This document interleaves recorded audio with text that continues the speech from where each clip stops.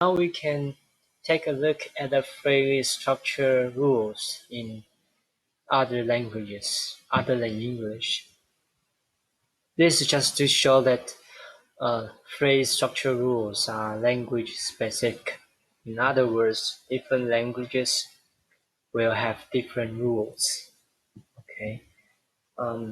For example, in this language, PP is like this. We have a preceding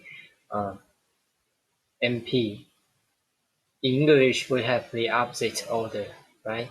The P and then MP. So it's opposite. We have a leading, preceding MP. So in this sentence, Dr. To go. She went to see doctors. Okay. And in French,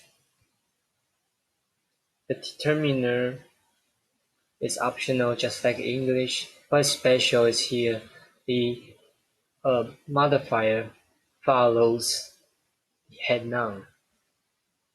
So the guy's handsome is modifying guys.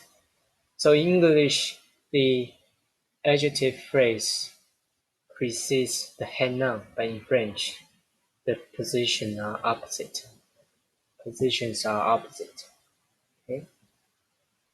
So again, this is different from the phrase structure rules in English. Okay. Another example, Japanese. So remember that in English, the VP rule is V and MP. However, in Japanese, we have MP and MV. So, for example, read the later.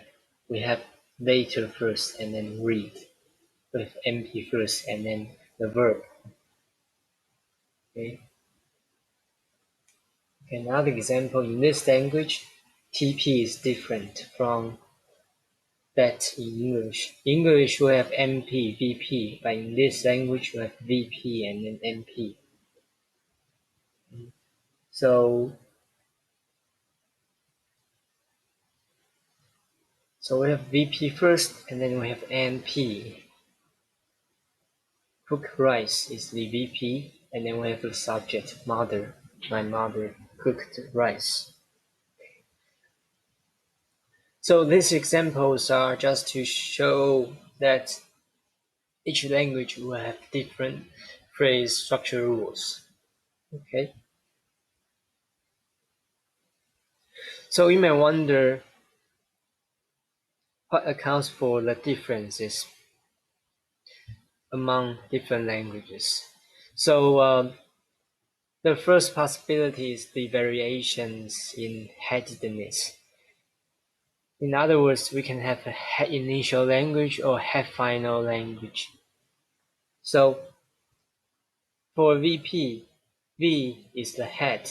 So if we have NP, V, then we have head final pattern, right? And in Irish, we have the opposite. We have V and P. So heads are on the left. So this is one of the reasons that we have different variations in the phrase structure rules. There are other reasons, other systems that account for the variation among different languages. We are not able to talk about that in this introduction course. But if you're interested in that, you can take some more advanced syntax class. For example, like a 301. Yeah. Okay.